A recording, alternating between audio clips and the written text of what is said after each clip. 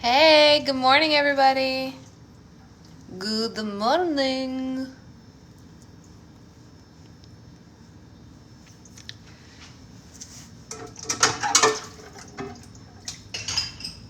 Yeah, you don't want to read this one. No? Oh, sad. Bad. How bad? It's bad. Really bad? Really bad.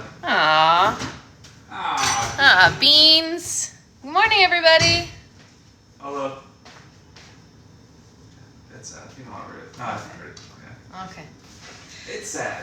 I was thinking this morning that I'm really glad to have met you. Oh, that's so sweet. Hey, me too. Aw, thanks, guys. Same.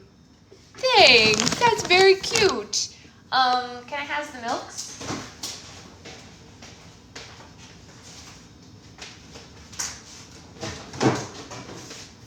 Thank you. We ran out of the oh, weird. Yeah. A lot left than yesterday. No, it was very close to empty. What's the like? How's everyone doing? What's everyone drinking? What's everyone's sick status? Because I know so many of you are COVID-y. This is the great thing about our version of book club. Doesn't matter if you have COVID. It's digital. What'd you say, Catherine? Come to Maine. We're getting 8 to 12 inches of snow overnight. No, thanks. I'll stay here. 12. Too cold. Very exciting. Do you want your uncle cup? How much coffee do you want? Do you want big I coffee? want the big coffee. Okay, so then you need your I like the Uncle Cup. you need this cup. You need your sea creature cup. Hey, no sickness here, but lots of iced coffee. Hey, I support that. 100% support that, Alexandra. I'm gonna use this cup. Does anyone? Okay, who like has cups depending on their mood? What's everyone's cup situation? You have hot cocoa, that works. Who here has 50 coffee cups? Who here has 50 coffee cups? We don't have 50 coffee cups. Okay, 42. Who here has 42 coffee cups? Drinking all the electrolyte drinks. That makes sense considering how sick you are. Gross. How long has this been in here? I don't know the answer to this question. I'll wash it. I'll wash it. Don't look at me like I'm that. not looking at you like that. I still want, things to grow. I think. Oh, Tim says you have an obsession with coffee cups. I believe that wholeheartedly, Lainey. You also have 42? Okay, that makes me feel less bad. We don't have... It's not a bad thing. I wasn't saying it as a criticism. No. I'm going to make us coffee right now. How did this happen? Why are these stuck? It does depend on your mood which one. My mug cabinet is overflowing. Thank you, Noah. Who here stores smoothies in the fridge for days, possibly weeks? Okay, well, that was an unnecessary dig. Did we do the... Oh, we did do it. We did do what? Okay. Oh yeah, we washed the dishes yesterday. Don't let Secret Boyfriend fool you. We're very efficient at doing the dishes. Don't let him make you think otherwise. He is full of lies and deceits. Oh. Lies and deceits. Lies. We're disgustingly cute. Apparently we're disgustingly cute. Disgusting. Wow, so disgusting. So gross. We need to buy milk today. Although we are going to Rose tomorrow, so maybe we can get away with going to the grocery store tomorrow.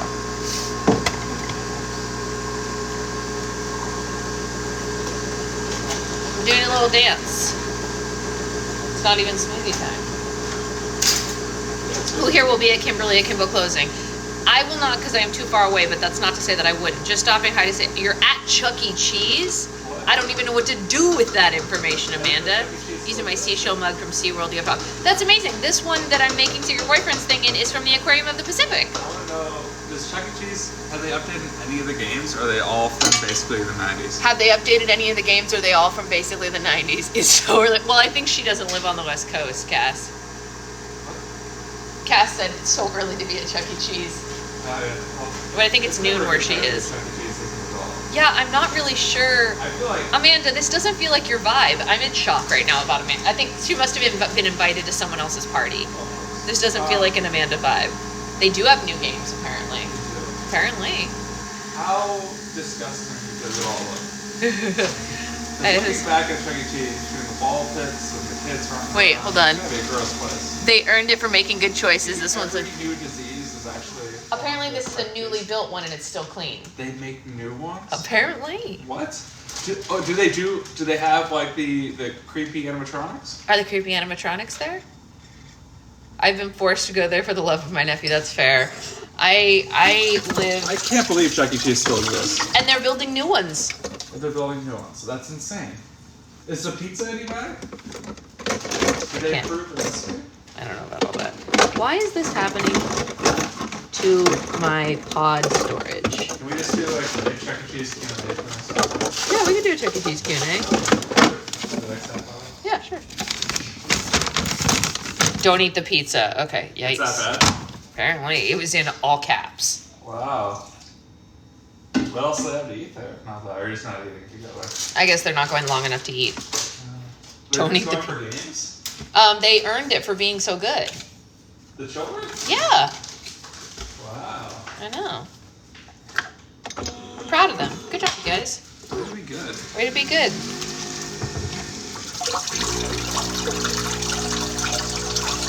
Babe, I made you big coffee. Hooray! Ooh, fancy. Yeah, Aquarium of the Pacific. Woohoo. Oh. So Pacific. So Pacific-y. We are so Pacific-y. I have a fond Chuck E. Cheese memory. I feel like I only went once as a kid, but I feel like living in Southern California. Cass, where do you live? Remind me.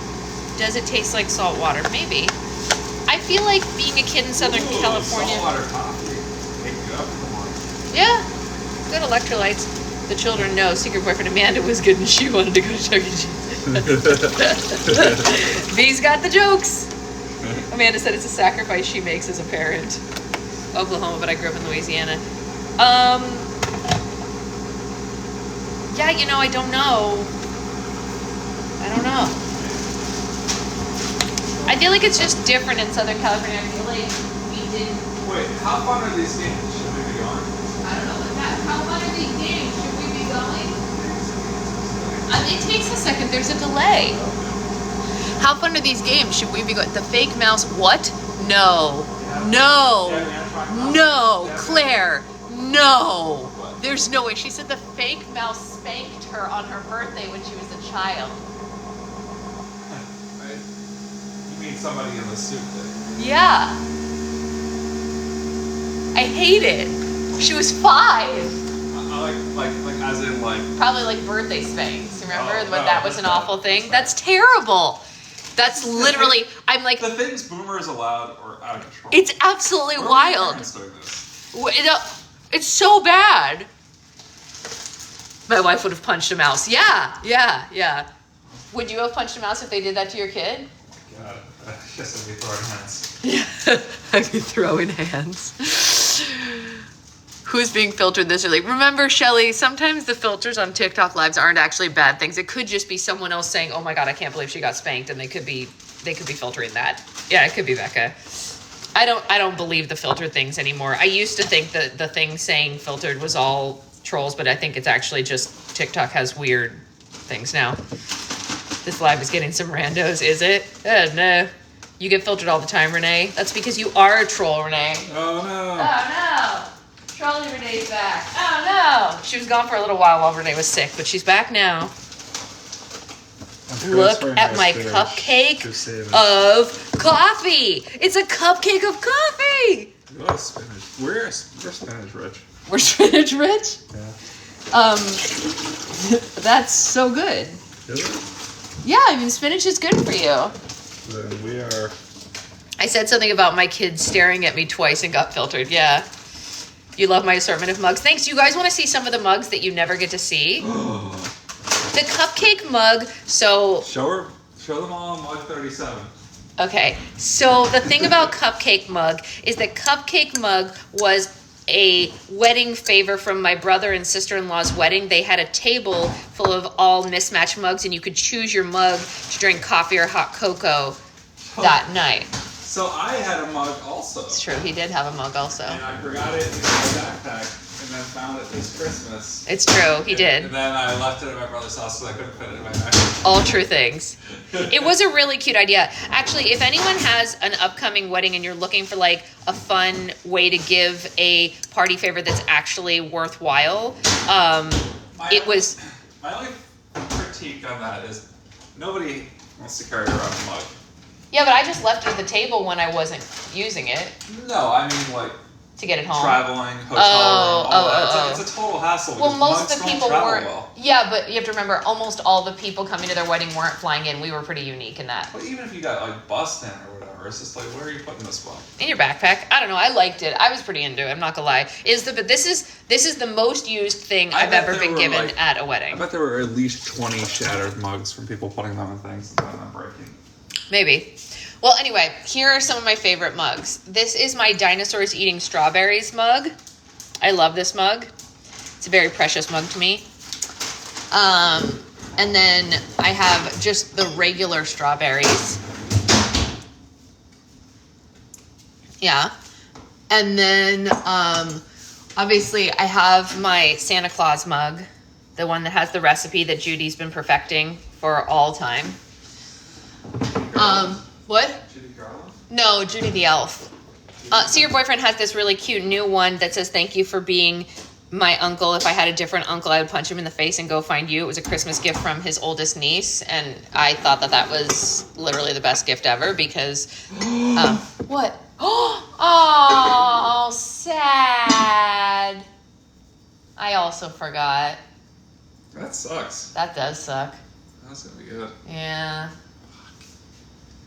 Oh, man. Beans, everyone. Bummer. We made... Secret Boyfriend, not even we. Secret Boyfriend made a delicious soup last night, and we forgot to put it away last night, so it sat on the stove overnight.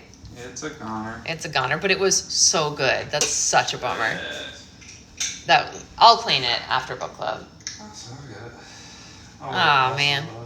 What? So I'll wait, because I need to... Yeah, of course. Spin. Yeah, all right. Well, let's do a sad smoothie dance. It was so good, too. It was so good.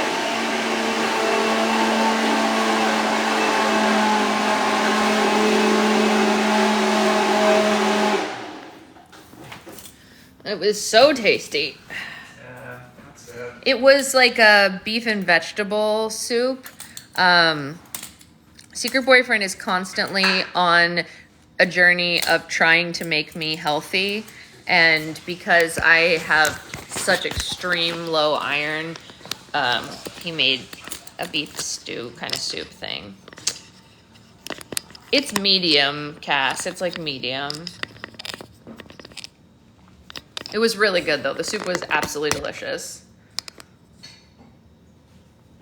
And that's really funny, guys. I like when you said that. I'm a degenerate. I'd still eat it. No. No. You would get... No, we're not gonna eat it. It was still funny, though. That was a funny line anyway. It was funny. Well, you should... If you leave food out that long, you should not eat it. That is a good way. No, we're not gonna eat it. My husband stayed in hostels in Europe, and they would leave food out all night. Yuckies. Oh, really? There are certain things that can be left out. I don't think this is one of them. Not this. I'm sad, though, because it was... They would say, "We make warm again for you." No, absolutely not. 10 out of 10 would not recommend to a friend. Steel stomachs. Although I read about like people that are like from like partially immigrant families that would go back to like visit like their Indian families or whatever. And I read the story about how the mom essentially would like quarantine the kids from like the food and water, but like slowly introduce like little bits of the local food and local water into their diet over the course of like a couple weeks to get them like activated to be able That makes sense. to like not get sick. Yeah, no, there's logic there. Done it for years and ain't dead yet. You crack me up.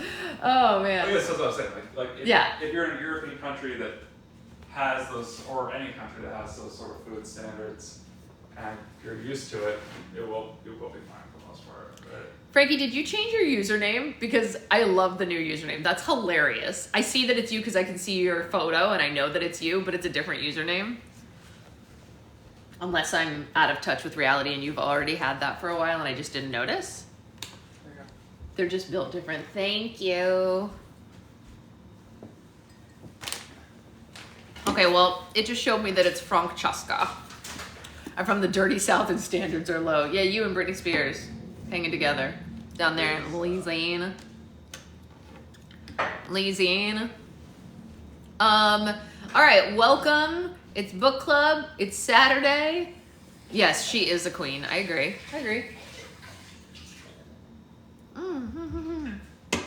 I think I just like spinach because the spinach smoothies are good. Really? Mm-hmm. Okay. Mm-hmm. Well, yeah, I mean, I'm still putting in like a little bit of vanilla protein plus the cherries plus blueberries. So good. So, and then it's carrots and spinach. Yeah. That's good, right? Yeah, no, it's delicious. Salty. Spinach is my only tolerable leafy green. That's fair. I've missed What about 2 and I haven't broccoli? had it. So... It's Oh, not no, Becca. No, it's not too strong of a flavor. That's true. Oh, Randall, but I forgot to ask, do you have an iron fish? I don't know what that means. Do we have an iron fish? What's an ironfish? That's what I'm asking. If it shows up as Frankie, not for me, not Frank. Oh, interesting. I can see both. Becca, you should stay. All right, play games with swarms of kids. Bye, Amanda. What's an ironfish? I don't know. She's going to message us on Patreon about it. Weird. Look it up. He's going to look it up. All right. So, the time has come, the walrus said, to read a book of stories. What? It's a chain agnostic privacy platform for crypto. I don't believe that's what she's talking about in the slightest. I would be willing to bet money that Alexandra is not telling me about crypto right now. I do not buy it. I don't know a lot of things in this world, but I know her well enough to know that she is not trying to convince me to buy crypto at this hour of the morning. She wants to protect your crypto. She wants to protect my crypto. I don't think that's what it is. It has to be something else. Well, she said, wait, what? Absolutely not. She's a crypto bro. Every time you touch your, what do we think? Is that because I always say that whenever I'm fixing my hair? I always go, what do we think is happening here? I don't think she's trying to protect my crypto. I don't have any crypto to protect. Bad news. I don't have any. Oh no. All right, so let's read. We're gonna read chapter 3. I accidentally hit something and then it asked me to be a guest. Thanks for that nightmare. It didn't ask me, so don't worry. And also so chapter 3 is apparently very short, so maybe we'll read chapter 3 and 4. 4 is medium and 3 is short. So yeah, we can do those too. All right. Chapter 3. The Fallen Emperor. The civilians were so thankful their kings and queens had escaped execution that they all stood a little taller in the dried up lake. However, to avoid being the target of the emperor's building frustration, they kept as silent and still as possible. Inside the ruins of the northern palace, in a large chamber that Queen Snow White and King Chandler once ruled from, the masked man paced feverishly in front of his new throne. The large chair had been built from the pieces of all the other thrones of the kingdoms of the literary army had conquered. I don't understand how your idiot soldiers didn't know the platform was rigged, he yelled. Why didn't they check it? The Wicked Witch of the West and the Queen of Hearts and Captain Hook stood before the masked man. They knew the emperor had fallen into a daring routine of blaming the literary villains whenever something didn't go exactly as planned. Our soldiers, the Wicked Witch of the West said, you've been commanding our army since we arrived. If you wanted them to inspect the platform before the execution, you should have ordered it. Oh, the iron fish is for anemia, babe. What does it do? What is it though? I don't know. She's gonna send a link so I can see it, information about it. It's too much to put into a TikTok like comment, but she said it's for anemia, so we can look into it. I found it. Oh, he found it. It's called Lucky Ironfish, the Ah, It's a cooking tool to add iron to liquid-based meals. there you go. That's not a bad idea. It's like a literal fish that you put in. It's made of iron. Okay. I mean, Oh shit! I'll buy it. all right. It's like $50. Whoa. Do you want the leaf or the fish? The leaf. Or the oil? There's oil for $14. Honestly, that. Oil? Why don't we look into it when I'm off here? Okay. All right. Thank you for the suggestion. It's a fish. It's The literary villains had endured about as much as they could stand from the masked man. It was thanks to them that he was emperor in the first place, but instead of fulfilling his end of the bargain, the masked man was bossing them around as if they were his servants. Power had clearly gone to his head, and that was far enough. "I heard talk about how we failed you," the Queen of Hearts barked. "It's time you coughed up what you promised us." "You promised me Peter Pan," Captain Hook shouted. "And you promised me the silver slippers," the Wicked Witch of the West hollered. "And you promised me heads," the Queen of Hearts roared. The masked man didn't have an ounce of empathy for the literary villains. Their frustration was nothing compared to the rage boiling inside of him. "You'll get what I promised once all the royals have been recaptured and executed," the man said. "You agreed to make me emperor, and I won't be a true emperor until all my adversaries had been destroyed." Footsteps echoed through the throne room. The masked man and the literary villains turned to see Mr. Smee sprinting towards them. The pirate was sweating, wheezing, and shaking like he'd been running from something terrible. "Excuse me, Your Excellency," Smee panted. "This better be important," the masked man said. "It's about the creature of the dungeon, sir," Smee said. The creature responsible for turning the fairy council into stone was kept in the dungeon in the very same cell that once contained the evil queen. It was a monster of legendary power, so the masked man had ordered all of Captain Hook's pirates to patrol the dungeon and keep an eye on it. "Yes, what about it?" the masked man asked. Mr. Smee was trembling so much that his knees rattled together. No matter how he put it, he knew the emperor would be furious when he turned the news. "It escaped," said Smee. "Somehow it managed to take off its blindfold while it was in the cell. When the pirates were defeated, they looked it in the eye and they were all turned to stone."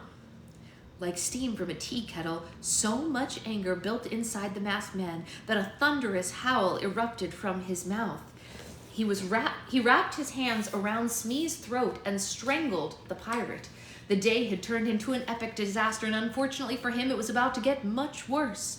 A horn was blowing outside to announce the return of the literary soldiers who had been sent after the royal families. The masked man dropped Smee and bolted outside to the balcony. The Wicked Witch, the Queen of Hearts, and Captain Hook followed him. From the balcony, the masked man could see the Winkies and the card soldiers slowly emerging from the forest. They were all battered and bruised. Many couldn't even walk without the help of another. They'd come back with far fewer horses than they left with. The flying monkeys descended from the sky. They looked just as bad as the Winkies on the cards, if not worse. They were so discombobulated that many missed the balcony and smacked into the walls of the palace. Worst of all, there was no sign of the royal families anywhere. The masked man grabbed the closest winged monkey by its vest and shook him violently. "Where are the royal families?" he roared. "They escaped!" the monkey screeched. "How did they get away? You outnumbered them 10-1, the masked man screamed. "They had a very strategic plan we weren't prepared for. They had backup waiting in the woods, men on horses, men in the trees. They had a boy who flew." The masked man felt like his heart had fallen out of his chest. If it weren't for his mask, they all would have seen the color drain from his face. He prayed that he had misheard the winged monkey and that his ears were playing a cruel trick on his mind. "Did you say they even had a boy who flew?" he asked. The winged monkey nodded. "Yes, sir," it said. "He wore clothes made out of leaves. He flew up from the trees and threw firecrackers at us." "Peter Pan," Captain Hook growled. "You said he'd be trapped inside the book until we retrieved him." The masked man threw the winged monkey on the floor and clutched his chest. He felt like he was having a heart attack. Every time he thought the situation couldn't get worse, he was proved otherwise. "No, this is impossible," the masked man said. If Peter Pan managed to escape, that would mean that my niece and nephew did too. The masked man turned to the literary villains, and his fury quickly dissolved into fear. The Queen of Hearts and Captain Hook were more furious than he had ever seen them. With Peter Pan, the royal families out of his reach, the masked man wasn't capable of fulfilling his end of their agreements. They had followed him into the fairy tale world and given him use of their soldiers and cavalry for nothing. Listen, I can still give you what I promised. Yeah, he said, I just need more time. Captain Hook and the Queen of Hearts slowly moved towards him, backing him into the railing. Liar! The Queen of Hearts roared. No royals, no heads. And you can't give me Peter Pan if you don't have Peter Pan, Captain Hook said through a clenched jaw. Afraid that he was about to be knocked off the balcony, the masked man fell to his knees and groveled at the witch's feet. I can still give you the silver slippers, he pleaded. Not all is lost. I won't be fooled by any more of your lies, the Wicked Witch of the West said. Your reign ends today. The Wicked Witch of the West tapped the floor with her umbrella, and 2 of her flying monkeys grabbed the masked man by the arms. They flew him as high into the sky as possible and dangled him from above the forest. The civilians in the dried-up lake alerted one another to the sight, but none knew what was happening. Don't do this, the masked man cried. You're making a mistake. My niece and nephew will destroy you without me. Our biggest mistake was trusting you, the Wicked Witch of the West shrieked. She tapped her umbrella again, and the flying monkeys dropped the masked man. He plummeted towards the earth, screaming the entire way down, and landed somewhere deep in the forest. Look! The Emperor has fallen! The Wicked Witch of the West cackled. It was obvious to the civilians that the literary villains had just staged a coup. Now that the masked man was gone, the villains wanted to cheer, but the Emperor's death didn't mean that their troubles were over. If we aren't getting what we came for, then what should we do now? Captain Hook asked. Return to Neverland, Oz, and Wonderland? The literary villains thought it over, but now that they had seen the fairy tale world with their own eyes, their own worlds weren't that appealing. With the masked man gone, they had unlimited power over this strange land, and power is easily addictive when placed in the wrong hands. It seemed the fairy tale world had much more to offer them than their own worlds did. I rather like this world, Captain Hook said. There are no lost boys, mermaids, or Indians to fight, and if Peter Pan is here, no reason to return to Neverland.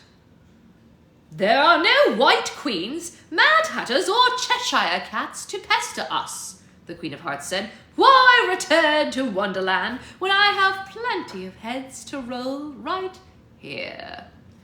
There are no wizards, munchkins, or good witches to stand in our way, the Wicked Witch of the West said. And I have more power here than the silver slippers could ever have given me in Oz. The literary villains shared a menacing smile. Let's stay in this world and rule this empire ourselves, the Wicked Witch said. Perhaps if we work together, we'll achieve even more than what the masked man promised us. The villains turned their gaze to the civilians in the dried-up lake. From the way the 3 villains glared down from the balcony, the civilians knew their nightmare was far from over.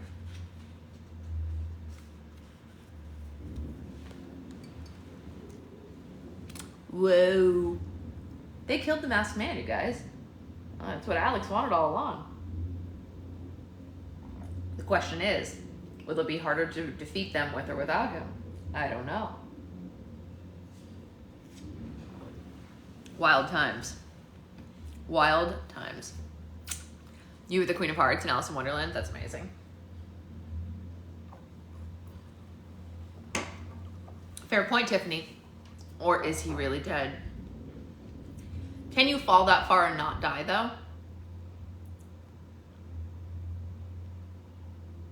I don't know.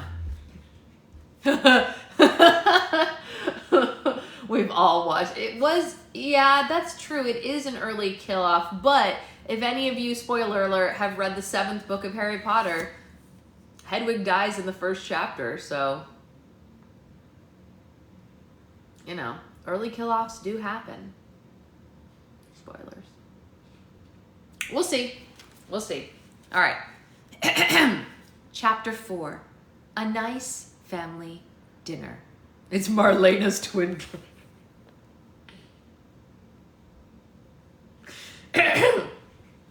I will hear none of it. Chapter 4. A nice family dinner. The Storybook Grill was a popular place for dinner during the week. By 7 o'clock each night, the diner was usually filled with families and teenagers ordering their weight in goblin fries and midnight milkshakes. There was always a loud and energetic crowd, and tonight was no exception. However, the group in the booth at the very back did not match the liveliness of the other patrons, so they stuck out like a sore thumb.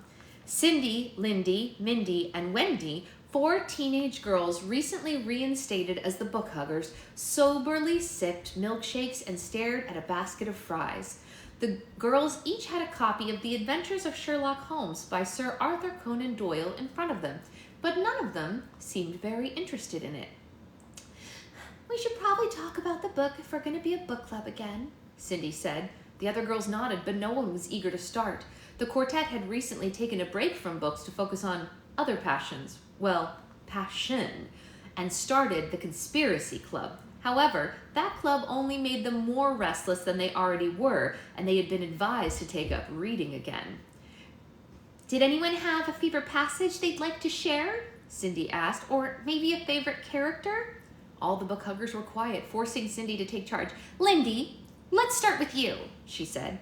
Lindy awkwardly hunched over her milkshake, staring off into space when Cindy called on her. Wherever her mind was, it wasn't on Sherlock Holmes. I like the Hound," Lindy said. "The Hound of Baskervilles?" Cindy asked. Lindy looked uncomfortably from side to side. "Was there more than one?" "Did you even read the book?" Cindy asked. Lindy hunched lower before a shameful look shook her head. "Did anyone read the book this week?" Cindy asked. The other book huggers slumped with embarrassment and shook their heads as well. Cindy let out a long and frustrated sigh. "We cannot revive our book club if we're not going to read the books," she said. "But if I'm honest, I didn't read The Adventures of Sherlock Holmes either." "I started it," Mindy said. "It was just so hard focusing on fictitious mystery when there's a real-life mystery that's never been solved." The book huggers nodded in agreement. No matter how hard they tried to inspire themselves with new interests, new hobbies, and new clubs, or by resurrecting their old clubs, the only thing consistently on their mind for the past year was the disappearance of Alex and Connor Bailey. "You'd think it'd get easier over time, but it doesn't," Lindy said. "We only started asking questions about Alex because we were bored and read all the books in the school library," Mindy said. "But every answer only gave us more questions. The more questions we had, the more infatuated we became." "I've read books and watched television shows about people with real-life obsessions, but I never thought I'd become one of them," Lindy said. "It's all I think about when I'm awake. It's all I dream about when I'm asleep." Wendy nodded. It was affecting her sleep, too. "Bree Campbell knows something we don't," Cindy said. "But until one of us gains telepathic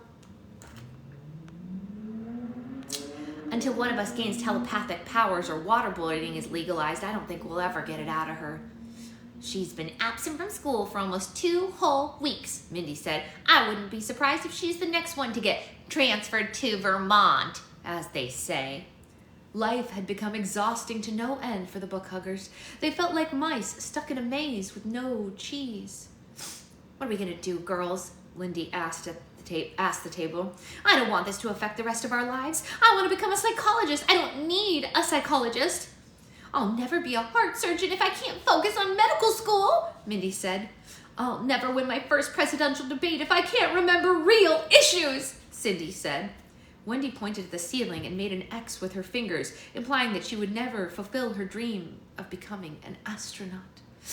It's gone too far, ladies, Cindy said. This is just like 1984, and there's no use fighting Big Brother anymore. We have to pull ourselves together while we still can. And for the sake of our sanities and our destinies, we have to forget about the Bailey twins. The book huggers raised their milkshakes and clinked them together. They were ready to turn over a new leaf. The undertaking wouldn't be easy, but it was necessary if they ever wanted to live normal lives again. Unfortunately, the book huggers' noble venture was about to feel like a punchline of a cosmic joke. The front door of the Storybook Grill swung open, and the Bailey twins walked in with Charlotte and Bob. Wendy happened to glance up from her milkshake right at that second and was first to notice Alex and Connor. For the first moment seeing them, Wendy was certain she was hallucinating. Hadn't they just been talking about the Bailey twins? This was too coincidental for them to be in the same diner at the exact same time. But the longer they stayed in her sight without disappearing, the more she realized they weren't a mirage. The real-life Alex and Connor Bailey were right there. Wendy was paralyzed with shock. The color drained from her face, and she couldn't feel her arms or her legs. I think we should read The Adventures of Sherlock Holmes, Cindy said. Next week we'll come back to this diner and we'll have a real discussion just like we used to. Yeah, I concur, Mindy said. But can we do it a week from tomorrow? I'm getting my braces off a week from today. Congratulations, Lindy said. Will you have to wear a retainer? Wendy began humming to get the other book huggers' attention, but she was drowned out by the noise of the diner. Just for the first 6 weeks and the only night after that, Mindy said. I was so relieved to finally get mine taken off, Cindy said. It felt like handcuffs had been removed from my mouth. My dentist said I don't need braces, Lindy said. It's probably a good thing. I wouldn't have the patience for them. Wendy couldn't believe they were talking about something so meaningless when something so extraordinary was right in front of them. She managed to regain feeling in one hand and lightly tapped Cindy on the shoulder with it. Wendy, are you okay? Lindy said. You look like you're going to be sick, Mindy said. Uh-oh, was there something in your milkshake? Cindy said. Desperate for them to see what she was seeing, Wendy used resources she hadn't used since first grade. Spoken words. Alex! Connor! Over there! Wendy peeped. Her voice was high. Oops, sorry. Let me rewind really quick. Alex! Connor! Oh, over there! Wendy peeped. Her voice was high-pitched and squeaky like a baby bird. The book huggers were so shocked to hear her make a noise, it took them a second to realize that she actually had used words out loud, and they had meaning. Once the message was interpreted, they jerked their heads in the direction of the door so fast that they pulled muscles in their necks. Once they all saw the Bailey twins with their own eyes, the book huggers went as still and as pale as Mount Rushmore. The twins were all eyes as they looked around the diner's fusion of fairy tale and 1950s decor. They knew Cinderella's stepmother and stepsisters had opened a restaurant after moving to the other world, but this was their first time seeing it. Rosemary was in the middle of taking an order when she saw the Bailey twins out of the corner of her eye. The waitress abandoned her customers mid-sentence to greet her old friends. Oh, look what the cat dragged in, Rosemary said and hugged the twins. Hey, Rosemary, Connor said. This place looks great. Are Petunia and your mom around? Alex asked. Mother has the night off, and Petunia's got another job working for a veterinarian, Rosemary said. Good riddance, if you ask me. She was a lousy waitress. I'll be sure to tell them you stopped by. Are you coming in for dinner? Yes, Charlotte said. Table for 4, please. Right this way, Rosemary said. The stepsister grabbed 4 menus and sat them in a booth directly next to the book huggers. The girls quickly grabbed their copies of The Adventures of Sherlock Holmes and covered their faces with them, but Alex and Connor weren't paying attention anyway. The twins were so amused by all the art and knickknacks throughout the diner that they didn't even notice their former classmates. How's Cinderella doing? Rosemary asked the twins once they were settled in their booth. Well, actually, Alex was about to tell Rosemary the truth when her mother gave her a stern look. Anything that might get them off the topic of a nice family discussion wasn't allowed at dinner tonight. Just fine, Alex said. Hope's growing like a weed. Wonderful. Please give them my best, Rosemary said. Hope you enjoy the food. When you're ready to order, just wave me down. Oh, and we're out of beanstalk salad tonight. Rosemary went back to the customers while Alex and her family looked over the menu. It referenced so many people and places in the fairy tale world, it was absolutely aggravating not to talk about the current crisis. The twins hoped their nice family dinner would end as soon as possible. "So, kids, what's new?" Charlotte asked. "How are your friends doing?" She was so calm and casual, Alex and Connor knew she wasn't referencing the truth. They shared a curious look, and it suddenly dawned on them that what their mother was doing. Their nice family dinner was a chance for Mom to pretend that they were a perfectly normal family living perfectly normal lives. The twins felt like they were in a play that they didn't have a script for. "Good," Connor said. Goldilocks and Jack are expecting their first baby." "That's wonderful," Charlotte said. "Do they know if it's a boy or a girl?" She knew as well as he did that the fairy tale world didn't have ultrasounds, but he continued playing her game. "Nope," Connor said. "I guess they're waiting to be surprised." "Your father and I did the same thing when we had you," Charlotte said. "We weren't sure if we were having 2 boys or 2 girls. We just knew that there would be 2 of you. Imagine our surprise when we had 1 of each. We didn't have to return any of the baby clothes." Connor found this fascinating. "Really?" he said. "What would you have named us if we were 2 girls or 2 boys?" "Oh, the firstborn was going to be Alex no matter what," Charlotte said. "I loved that name since I was a little girl, and it was the name of my favorite doll. But if Connor had been a girl, his name would have been Sarah." "What a coincidence. Before Margaret passed away, we were planning on Oh, sorry, this is Bob. Sorry. "What a coincidence. Before Margaret passed away, we were planning on having a baby, and if it was a girl, we would have named her Sarah too," Bob said. "Were Alex and Connor an easy delivery?" Charlotte let out a long laugh as the memory came to her. "Giving birth was easy compared to the days that followed," she said. "Their grandmother was so excited to have grandchildren that she visited us every day with someone new from the fairy tale world. The first day she brought Mother Goose, who almost mistakenly switched Connor's bottle with her flask. Thank goodness I was an overly protective first-time mom and I saw it happen. The second day, we had a whole fairy council in the house. They were lovely, but magically kept upgrading our belongings to a lot of nicer things. By the time they left, we didn't even recognize our house." The twins had never heard this story before, and they laughed just as hard as Bob did.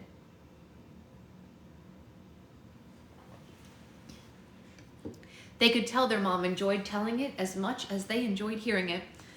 "Oh, those were good times," Charlotte said with a bittersweet smile. "I miss them."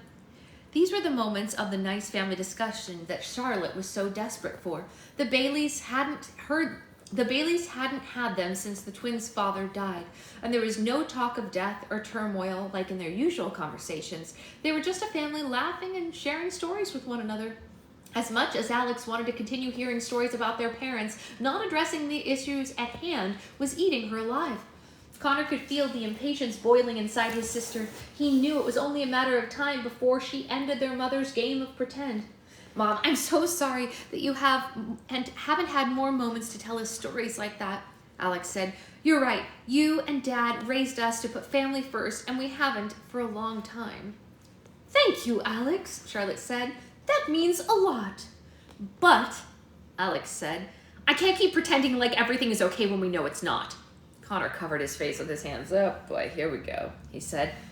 "Alex, I asked you not to bring this up." "I'm sorry, but I have to," Alex said. "Right now, a lot of people need our help. I know Connor and I have given up a lot, and you've given up a lot by association, but we don't care what we have to sacrifice if it saves all our friends and all the families like ours. We're doing the right thing because that's also the kind of son and daughter that you raised us to be, so please, let us." Charlotte looked at her children differently than she had all day. She wasn't glaring at them with frustration or anger, but with pride. She reached across the table and held their hands with her own. "I'm sorry," she said. "I guess I've been a little selfish. All I want is for you to have the same experiences that every teenager gets to have before this time in your life is gone. But I forget that there's nothing normal about you. It doesn't matter what I want. You should be living the lives that you were meant for. Forgive me. It was just so difficult losing your father. I hate feeling like I've lost you too." "I'm sorry we made you feel like you lost us," Connor said. "You're my children, but you're other people's heroes," Charlotte said. Any mother would be lucky to be in my shoes, but that doesn't mean they're easy to wear.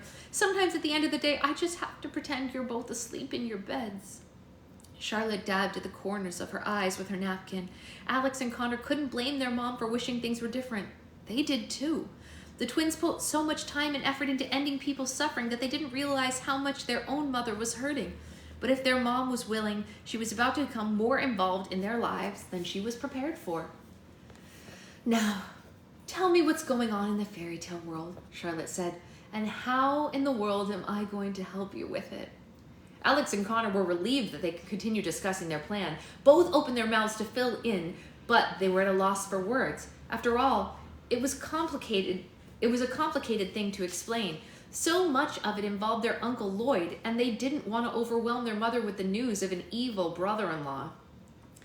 Well, long story short, a really terrible man has taken over the fairy tale world, Connor said. They call him the Masked Man. How did he take over? Charlotte asked. He stole a potion from Grandma that turns every written work into a portal into the world that it describes, Alex said. He traveled into Alice's Adventures in Wonderland, The Wonderful Wizard of Oz, and Peter Pan. Somehow, he recruited the Queen of Hearts, the Wicked Witch of the West, Captain Hook, and all their minions and soldiers into a big literary army to attack all the kingdoms. That sounds terrifying, Bob said. Those villains used to give me nightmares when I was a kid. Yeah, they're much worse in real life, Connor said. Imagine how scary you thought they were. Now double that image, covered in butter, leave it outside for a week. That's how frustrating and frightening they are. Why can't the Fairy Council do something? Why does it always have to fall on your shoulders? Charlotte asked. The Fairy Council has been turned into stone, and all the soldiers in all the kingdoms are no match for the literary army, Alex said. If we don't find a way to stop them, no one will. Charlotte hated that so much responsibility had fallen on her children's young shoulders. For the record, I am not okay with you two fighting these guys, Charlotte said, but how are you going to stop them? Alex nudged Connor. Tell her your plan, she said. Connor didn't appreciate his sister's unenthusiastic introduction. Well, we're going to recruit our own army, Connor said. We're going to use the same potion to travel into my short stories and bring my characters back. Charlotte and Bob couldn't believe what they were hearing. Oh my gosh, Charlotte said. Is that really the only thing that you can do? Trust me, sometimes I wish I could file a report to the Pentagon, Connor said. Sometimes you just gotta fight fire with fire. I still don't see how I fit into all of this, Charlotte said. The moment had finally come for the twins to tell her. It was such an absurd request that the twins were afraid to even ask. If she refused, they weren't sure who could help them. We need you to look after Connor's characters as we bring them out of the stories, Alex said. It was like someone pressed a pause button on Charlotte and Bob. Without breathing or blinking, they just looked at the twins with open mouths and large eyes. They weren't taking it well. Connor waved his hand in front of their faces. Are you still with us? He asked. Sorry, Bob said. It's just most parents of 15-year-olds only worry about getting asked for money to go to the movies or driving permits. Connor sat up excitedly. Oh my God, Alex, we're old enough for driver's permits, he said in one breath. One crisis at a time, remember? Alex said. So, Mom, Bob, can you help us? Bob and Charlotte looked at each other and shrugged. I guess if it'll save the fairy tale world, I'm not going to object, Bob said. What kinds of characters are going to be in my house? Charlotte asked. We just had the carpets cleaned. Oh, nothing crazy. Pirates, cyborgs, superheroes, mummies. Just, the usual fictional suspects, Connor said under his breath. So does that mean you guys are in?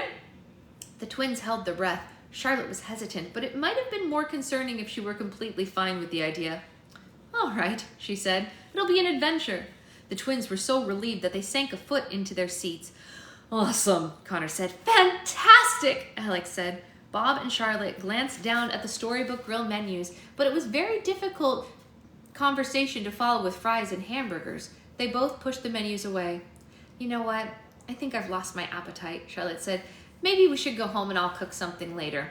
Yeah, I agree, Bob said. The twins weren't going to argue. They left the Storybook Grill with Bob and Charlotte and headed back home. All of them were completely unaware that their entire conversation had been heard by the patrons in the next booth. The book huggers leaned so far out of their seats to watch them that Cindy and Mindy fell onto the floor. The night had consisted of the most important eavesdropping of their life. Girls, did you hear everything that I just heard? Cindy said. I'm not sure, Lindy said. My heart is beating so hard towards the end, I only heard every other word. We've been right all along, Mindy said. They never went to Vermont. They were living in another dimension. Did any of us ever even think of that? Wendy raised a hand, reminding the group that it had been one of her suspicions from the very beginning. Forget Sherlock Holmes, she said. We've got our own mystery to follow.